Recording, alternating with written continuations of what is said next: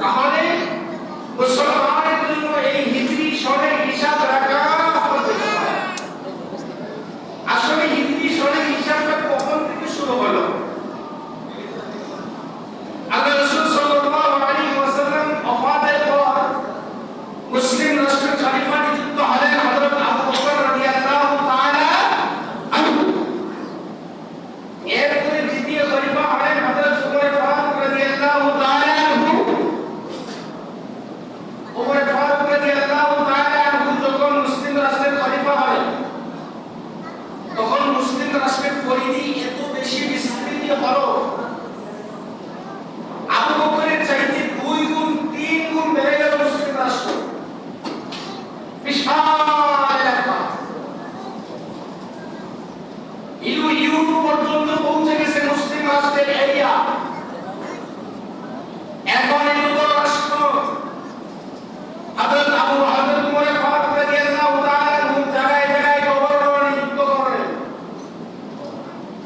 উনি ইরাকের গভর্নর বানিয়েছিলেন। ইরাকের গভর্নর বানিয়েছিলেন এক সাহাবীকে। এখন দেখা গেল এক শহর থেকে আরেকটা শহর অনেক দূরত্ব, এক শহর থেকে আরেকটা শহর হাজার হাজার মাইল দূরত্ব। এখন দেখা যায় যে যদি কোনো মোবাইলের ব্যবস্থা ছিল না, টেলিফোনের ব্যবস্থা ছিল না, উন্নত যানবাহন ছিল না, একমাত্র মানুষ যানবাহন ছিল উট এবং ঘোড়া, আর পায়ে হাঁটা ছাড়া কোনো রাস্তা ছিল না। হাজার হাজার চাকিয়া ময়দান মরুভূমি এলাকা, পায়ে হেঁটে মানুষ পরিভ্রমণ করত। তো দেখা যেত কোনো প্রয়োজনে রাষ্ট্রীয় কোনো আদেশ, রাষ্ট্রীয় কোনো প্রজ্ঞাপন মক্কা মদিনাতে জারি হতো, আর ওই প্রজ্ঞাপন অন্য একটা প্রদেশে পৌঁছতে 3 মাস 4 মাস সময় লাগতো। তো ইরাকের গভর্নর আবু মুসা আশআরি রাদিয়াল্লাহু তাআলা আনহু উনি একবার হযরত উমর ফারুক রাদিয়াল্লাহু তাআলা আনহুকে পরামর্শ দিলেন, ওমর, আপনার মুসলিম রাষ্ট্র তো অনেক বিস্তৃতি লাভ করেছে, অনেক দূর দূরান্তে পর্যন্ত আসছে, পরিধি রাষ্ট্রের ভূখণ্ড ছড়ে গেছে। এখন এতদূর পর্যন্ত আপনার রাষ্ট্রীয় কোনো প্রজ্ঞাপন অথবা আদেশ এবং রাষ্ট্রীয় কোনো চিঠি পৌঁছতে অনেক দিন সময় লাগে। একজন বাহক পায়ে হেঁটে নিয়ে যায়, ঘোড়ায় চড়ে নিয়ে যায়, যেতে যেতে কয়েক মাস সময় পর্যন্ত লেগে যায়। এবং চিঠিতে উল্লেখ রাখে না কোনো দিন তারিখ, এই প্রজ্ঞাপন কবে জারি হবে, কবে থেকে এই আইন বাস্তবায়ন হবে, এবং কোনো আদেশ থাকে না এবং কোনো তারিখ নির্ধারণ থাকে না। তো আবু মুসা আশআরি বললেন, ওমর, আপনি একটা কাজ করুন, হিজরি সনের খবর করবো, একটা তারিখ নির্ধারণ করুন। আল্লাহর তখন উমর ফারুক রাদিয়াল্লাহু তাআলা আনহু দেখলেন আবু মুসা যে পরামর্শ দিচ্ছে, আসলে কি পরামর্শটা শুনবো? তো উমর ফারুক রাদিয়াল্লাহু তাআলা আনহু বললেন, এই পরামর্শের রায় তো আমি একা দিতে পারবো না, আমাদের সংসদ ডাকতে হবে, আমাকে এই সংসদের সকল সদস্যকে ডাকতে হবে, ডাকিয়ে বিল পাস করে তারপরে আইন মানে হিজরি সন প্রবর্তন করতে হবে। ওই পরামর্শের জন্য মক্কা মদিনার বিশিষ্ট বয়োজ্যেষ্ঠ বুদ্ধিজীবী সাহাবা যারা ছিলেন তাদেরকে ডাকলেন, ডাকিয়ে বললেন, দেখো, আমাদের রাষ্ট্রের পরিধিতে অনেক দূর দূরান্তে পর্যন্ত পৌঁছে গেছে। এখন অনেক কিছু সময়ের কারণে অনেক কিছু পৌঁছতে অনেক দিন সময় লাগে। এটা কবে কবে নাগাদ শুরু হবে এবং কবে এটা জারি হবে এমন কোন আইন থাকে না। প্রশ্ন দেখতে পেলে তাহলে ওই সময় মানুষ কিভাবে চলতো, কিভাবে নির্ধারণ করতো, সময় নির্ধারণ করতো? সময়টা তারা ওইভাবে নির্ধারণ করতো, যেমন বলতো যে ওই হস্তি যুদ্ধের 1 বছর আগে, হস্তি যুদ্ধ মানে আব্রাহা যখন বাইতুল্লাহ ধ্বংস করে দেওয়ার জন্য আসছিল তার বাহিনী নিয়ে, এটা কি গুরুত্বপূর্ণ দিন। ওই দিনের 1 বছর আগে অথবা এই দিনের 1 বছর পরে জন্ম হতো, কেউ বলতো অমুক যুদ্ধের আগে অথবা পরে, কেউ বলতো অমুক মারা যাওয়ার আগে অথবা পরে। মানে বিশেষ কোনো দিনকে টার্গেট করে সময় নির্ধারণ করা হবে। তো ওমর ফারুক রাদিয়াল্লাহু তাআলা আনহু পরামর্শ বসলেন, সাহাবায়ে কেরামরা খেয়াল দিচ্ছেন। একজন সাহাবা বললেন, হিজরি সনের তারিখ শুরু হবে আল্লাহ রাসূল সাল্লাল্লাহু আলাইহি ওয়াসাল্লাম যেদিন দুনিয়াতে আগমন করেছিলেন, ওনার জন্মের দিন থেকে হিজরি সন শুরু হবে। উনি যেদিন আগমন করেছিলেন, উনি হিজরি সন 1 হবে, এর পরবর্তী বছর 2 হবে, এরপরে 3 হবে, ওইভাবে গণনা শুরু হবে। আরেকজন দাঁড়িয়ে বললেন, না, আল্লাহ রাসূল সাল্লাল্লাহু আলাইহি ওয়াসাল্লাম যেদিন ওফাত বরণ করেছেন, দুনিয়া থেকে বিদায় নিয়ে চলে গেছেন, ওই দিন থেকে হিজরি সন শুরু হবে। যে বছর উনি ওফাত হয়েছেন ওই বছর 1 হবে হিজরি সন, পয়লা হিজরি সন, এরপরে 2, এরপরে 3, ওইভাবে গণনা হবে। কেউ বলে না এটা হবে, তাহলে কি হবে? যখন রাসূল পাক সাল্লাল্লাহু আলাইহি ওয়াসাল্লাম মক্কা বিজয় করেছিলেন, মক্কা বিজয়ের দিন থেকে হিজরি সন শুরু হবে। এইভাবে সাহাবায়ে আজমাইন বিভিন্ন ধরনের খেয়াল দিতেছেন হিজরি সন কখন থেকে শুরু হলো। সর্বশেষ হযরত আলী কারামাল্লাহু ওয়াজহু তাআলা দাঁড়িয়ে বলেন, খলিফা ওমর, শোনো, আমার মনে হয় হিজরি সন শুরু হবে রাসূল করিম সাল্লাল্লাহু আলাইহি ওয়াসাল্লামের হিজরতের বছর থেকে। কয় তার যুক্তি? কয় দেখো, রাসূল পাক সাল্লাল্লাহু আলাইহি ওয়াসাল্লাম হিজরত করার পর ইসলামের পরিচিতি গোটা বিশ্বে ছড়িয়ে পড়েছে। রাসূল মক্কা থেকে মদিনায় হিজরত করে যাওয়ার পর ইসলাম প্রসারিত হচ্ছে, ইসলামের উন্নতি সাধিত হচ্ছে, ইসলামের বিজয় নিশ্চিত হচ্ছে।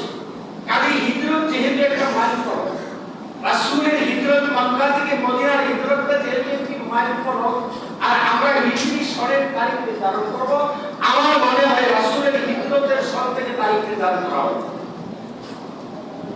এখন যে সময় তারা মশওয়ারাতে বসবে, ওই সময় রাসূলের হিজরতে আরো অনেক বছর। তো আলী কারামাল্লাহু ওয়াজহুর যে সিদ্ধান্ত, ওই সিদ্ধান্তটাই দেখা গেল অত্যন্ত যুক্তিযুক্ত। ওমর ফারুক রাদিয়াল্লাহু তাআলা আনহু সকলের মুশাওয়ারা নিয়ে, পরামর্শ নিয়ে উনি রায় দিলেন, আজকে থেকে হিজরি সন প্রবর্তন হবে রাসূল করিম সাল্লাল্লাহু আলাইহি ওয়াসাল্লামের হিজরতের সন থেকে। ওই হিজরি সন শুরু হয়, এর থেকে হিজরি সন শুরু হয়। আমি আপনাদের সম্মুখে সূরাতুত তাওবার 34 নম্বর আয়াত তেলাওয়াত করেছি। আল্লাহ পাক রব্বুল আলামিন বলেন, ইন্না ইদ্দাতিশ শুহুরি ইনদাল্লাহ 12 শাহরান ফি কিতাবিল্লাহ ইয়াওমা খালাকাস সামাওয়াতি ওয়াল আরদি মিনহা আরবা'তুন হুরুম। আল্লাহ পাক রব্বুল আলামিন বলেন, আসমান এবং জমিন সৃষ্টি করার পরপরই আল্লাহ পাক রব্বুল আলামিন আল্লাহ পাক রব্বুল আলামিন মাস এবং সময় নির্ধারণ করে দিয়েছেন। 12টি মাসের নাম নির্ধারণ করে দিচ্ছেন। তাহলে আল্লাহ পাক রব্বুল আলামিন মানুষের জন্য যে 12টি মাসের নাম নির্ধারণ করে দিলেন, দুনিয়া সৃষ্টির সাথে সাথে, আসমান এবং জমিন সৃষ্টির সাথে সাথে আল্লাহ নির্ধারণ করে দেওয়ার কারণ কি? এর মধ্যে আল্লাহ পাক রব্বুল আলামিন বলেন, আমি আসমান এবং জমিন সৃষ্টির সাথে সাথে 12টি মাসের নাম নির্ধারণ করে দিচ্ছি। এর মধ্যে 4টি মাস সম্মানিত। কয়টা মাস? 3টা মাস ধারাবাহিক, জিলকদ, জিলহজ, মুহররম। একদম লাগা লাগে না? আরেকটা মাসের নাম হচ্ছে রজব। প্রশ্ন দেখতে পারে, হুজুর এখানে শাবানের মাসের কথা কেন বললেন না, এখানে রমজানের কথা কেন বললেন না? কারণ শাবান এবং রমজানের জন্য আল্লাহ স্বতন্ত্রভাবে বিরোধ বর্ণনা করেছেন। তো আল্লাহ বলেছেন এই 4টি মাস কি সম্মানিত, জিলকদ, জিলহজ ও মুহররম। এই সম্মানিত 4টি মাসের একটা মাস হিজরি নববর্ষের প্রথম মাস, হিজরি নববর্ষের প্রথম মাস, যেটা আগামী জুমায় হবে প্রথম জুমা। এই 4টি মাস সম্মানিত। এই 4টি মাসের মধ্যে একটি মাসকে নিয়ে গোটা মুসলিম দেশ না, বিশেষ করে বাংলাদেশ, ইন্ডিয়া, পাকিস্তান, ইরাক সহ কয়েকটা রাষ্ট্রে একটা মাসকে নিয়ে খুব লাফালাফি করে। ঠিক না বেঠিক? এই মাসটার নাম কি? মুহররম। অনেক কি মাস? মুহররম। এই মুহররমের মাসটাকে নিয়ে মাথা ব্যথা। আল্লাহ বলেছেন 4 মাসের কথা, তুমি এক মাসকে নিয়ে এত টানা টানি কেন? উদ্দেশ্যটা একটাই, যে উদ্দেশ্য ওই মাসটাকে নিয়ে ওরা আলাদাপালাপি করে, উদ্দেশ্যটা হলো তার ভালো। আসলে ব্যাপারটা দেখেন, এই মুহররমের মর্যাদা উল্লেখ করেছেন আল্লাহ আসমান জমিন সৃষ্টির পরে। কারবালা সংঘটিত হয়েছে পরে। তাহলে কারবালার কারণে মুহররমের মাস সম্মানিত হয় নাই। মুহররমের মাস সম্মানিত হয়েছে আল্লাহর পক্ষ থেকে। আল্লাহর পক্ষ থেকে এই মুহররমের মাস সম্মানিত হয়েছে। আল্লাহ পাক রব্বুল আলামিন তার রাসূল সাল্লাল্লাহু আলাইহি ওয়াসাল্লাম হাদিসে বলেন, আফদালুস সিয়ামি বা'দা রমাদান শাহরুল্লাহিল মুহররম। রমজানের পরে আল্লাহর কাছে সবচেয়ে সম্মানিত, ফজিলতপূর্ণ এবং সবচেয়ে গুরুত্বপূর্ণ রোজা হচ্ছে মুহররমের রোজা। সুবহানাল্লাহ বলেন না? রমজানের পরে সবচেয়ে সম্মানিত এবং গুরুত্বপূর্ণ এবং দামি রোজা হচ্ছে মুহররমের রোজা। আফজালুস সিয়ামি বা'দা রমাদান শাহরুল্লাহিল মুহররম। এই মুহররম মাসের ভিতরে একটা দিন আছে যেটাকে বলা হয় আশুরা। শব্দটি আরবি, আশারা শব্দের অর্থ হচ্ছে 10, আর আশুরা এর অর্থ হচ্ছে দশম দিন। এই দশম দিনটাকে বলা হয় আশুরা। আল্লাহ রাসূল সাল্লাল্লাহু আলাইহি ওয়াসাল্লাম বলেন, সুমু আশুরা আহতাসিবু আলাল্লাহ আই ইউকাফিরা সানাতাল্লাতী ক্বাবলাহু ওয়া ক্বালা আলাইহিস সালাতু ওয়াস সালাম। কোন মানুষ যদি আশুরার দিনে রোজা রাখে, রাসূল বলেন আমার বিশ্বাস, কোন মানুষ যদি আশুরার দিনে রোজা রাখে তাহলে তার পূর্ববর্তী 1 বছরের গুনাহের কাফারা হবে। আল্লাহ তার পূর্ববর্তী 1 বছরের গুনাহ মাফ করে দিবেন। ইসলামে রমজান মুবারকের রোজা ফরজ হওয়ার আগে এই মুহররমের রোজা ফরজ ছিল, আশুরার রোজা ফরজ ছিল। যখন রমজান মুবারকের রোজা ফরজ হচ্ছে তখন ওই আদেশ গঠিত হয়ে গেছে। কিন্তু আল্লাহ রাসূল সাল্লাল্লাহু আলাইহি ওয়াসাল্লাম বলেছেন তোমরা আশুরার রোজা রাখবে। আল্লাহ রাসূল যখন মক্কা থেকে মদিনায় হিজরত করে চলে গেলেন, গিয়ে দেখেন মদিনার লোকেরা রোজা রাখে। রাসূল জিজ্ঞাসা করেন তোমরা কিসের রোজা রাখো? কে আমরা রোজা রাখি আমাদের ওই দিনে আমাদের নবী মুসা আলাইহিস সালাতু ওয়াস সালাম নীল নদ পাড়ি দিয়ে ওনার বাহিনী নিয়ে পরিত্রাণ পেয়েছিলেন। আল্লাহ যেহেতু আমাদের নবী মুসা তার কওমকে ওই দিনে ফেরাউনের কবল থেকে পরিত্রাণ দিয়েছিলেন, এই জন্য শুকরিয়া হিসাবে আমরা রোজা রাখি। আল্লাহ রাসূল সাল্লাল্লাহু আলাইহি ওয়াসাল্লাম বললেন যে আমরা তো তোমাদের চাইতে আরো বেশি হকদার। মুসা তো আমার ভাই, মুসা নবী বেশি হকদার হচ্ছে আমরা। তোমরা তো আসলে মুখে মুখে বলে আমরাও মুসাকে মারো, অথচ মুসা ধর্ম তো তোমরা মানো নাই। মুসাকে তো তোমরা অনেক কষ্ট দিয়েছো, মুসার প্রতি তোমরা অনেক ব্যভিচার করেছো, অবিচার করেছো। কাজেই মুসার সবচেয়ে অনুসারী হচ্ছে আমরা, কাজেই তোমরা যদি রোজা রাখো আমরাও রাখবো। রাসূল সাহাবাদেরকে বললেন যে সাহাবারা শোনো, এখন থেকে আমরা মুহররমের রোজা রাখবো, আশুরার রোজা রাখবো। তবে হ্যাঁ, সুমু ক্বাবলাহা আসুমু বা'দাহা। এই ইহুদিরা রোজা রাখে একদিন, আমরা রোজা রাখবো 2 দিন। কয়দিন? 2 দিন। ইহুদিরা রাখে একদিন, আমরা রাখবো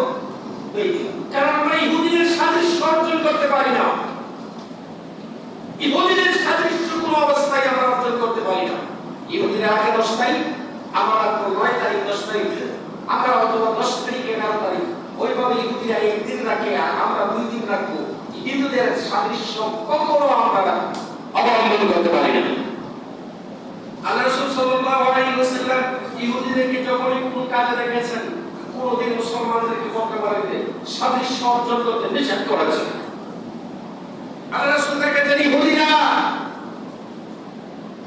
দাড়ি সাদা হয়ে গেছে, কালো দিতে কালো দিতে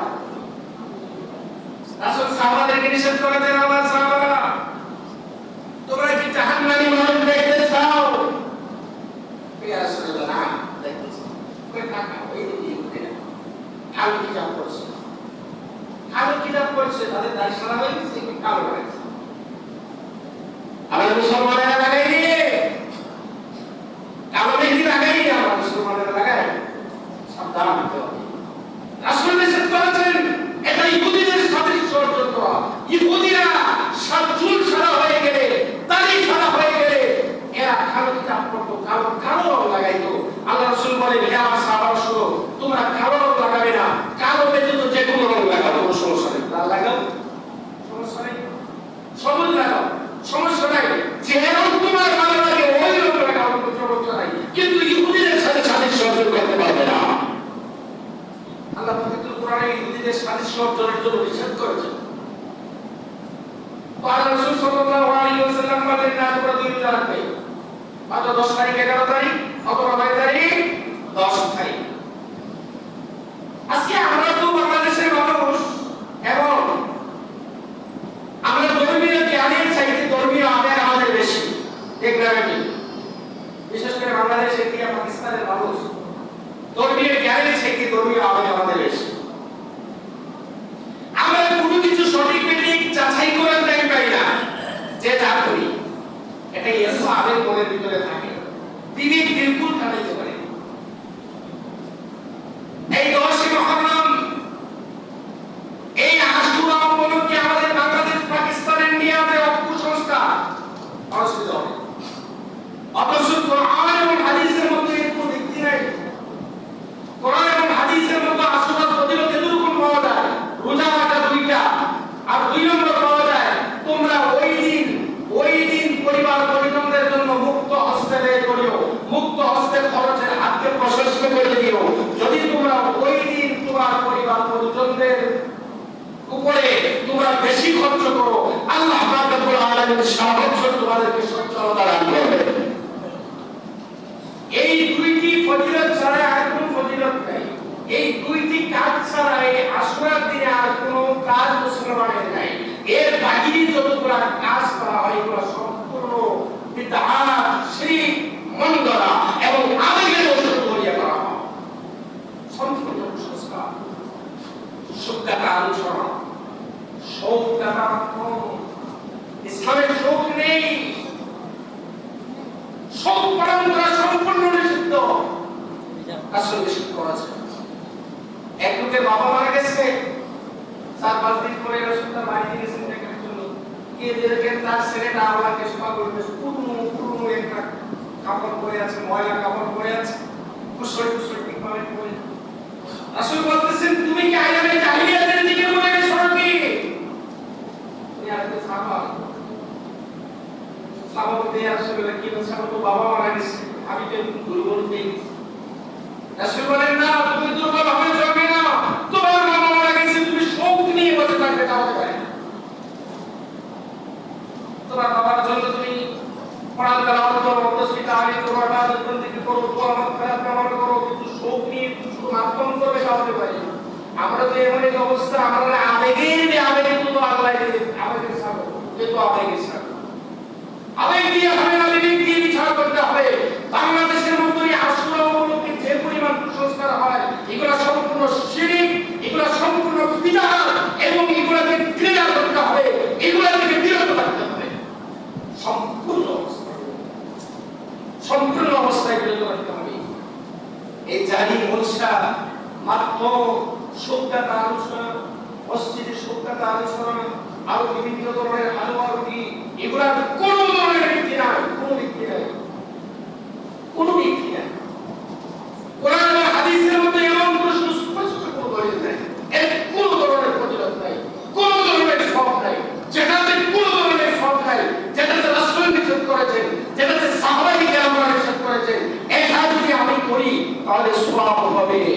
কি বলিব কি বলিব আমি তো আবেগে পুরো শেষই নাই। তুই কয়েকদিন আগে দেখলাম এক পণ্য ফেসবুকে দেখতে তো দেখা যায় এখন হারামাইন শরীফাই ইমামের মতো ভাবে কোরআনে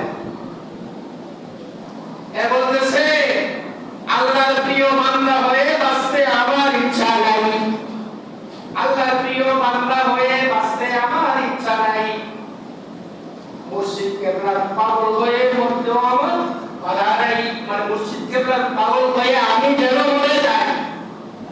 নাউযুবিল্লাহি মিন যালিক।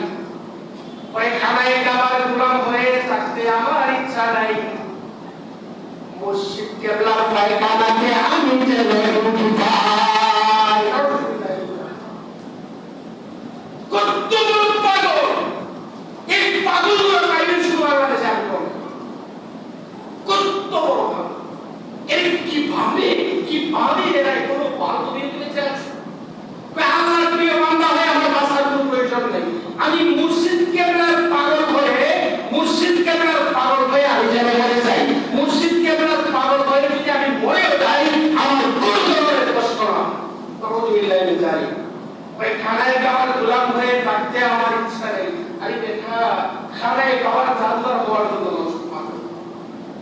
খানায় কাবার পুরো মানুষ শরীর উঠানোর জন্য পাগল। মানুষ কত মানুষ দিয়ে বলে আল্লাহ যদি এখানে জাদুর আমি হতে পারতাম, খানায় কাবার গোলাম আমি হতে পারতাম। প্রত্যেকটা মুসলমানের অন্তরের মধ্যে আবেগে কাজ করে আমি খানায় কাবার যদি যেতে পারতাম, খানায় কাবার গোলাম যদি আমি হতে পারতাম, এখানে যদি আমার মরণ হতো, এই ধুলোবালি যদি আমার শরীরে সারা বছর লেগে থাকতো, এই চিন্তা ওই আবেগ প্রত্যেকটা মুসলমানের মধ্যে থাকে। আর এবারে তাই খানায় কাবার গোলাম হতে বা গোলাম হয়ে থাকতে আমার ইচ্ছা নাই, খানায় কাবার খাদেম হয়ে থাকতে আমার ইচ্ছা নাই, মসজিদ কেবলার পায়খানাতে আমি যেন ডিউটি পাই। আল্লাহ সুবহানাল্লাহ। হ্যাঁ, নাউযুবিল্লাহি মিন যালিক। মসজিদ কেবলার পায়খানাতে গিয়ে চাকরি করি। আমরা শুধু আবেগ দিয়ে নই, বিবেক দিয়ে বিশ্বাস করি। এই সমস্ত জিনিস অনেক কাজ আমরা সওয়াব মনে করে করি আবেগে। ওই আবেগ দিয়ে হবে না, বিবেক দিয়ে বিচার করতে হবে যে কোরআন এবং হাদিসের মধ্যে এই ভিত্তি কি। আসুন আল্লাহ পাক রব্বুল আলামিন আমাদেরকে এই মুহররম মাসে যাবতীয় সংস্কার থেকে, যাবতীয় নাজায়েজ কাজ থেকে, যাবতীয় বিদআত থেকে, যাবতীয়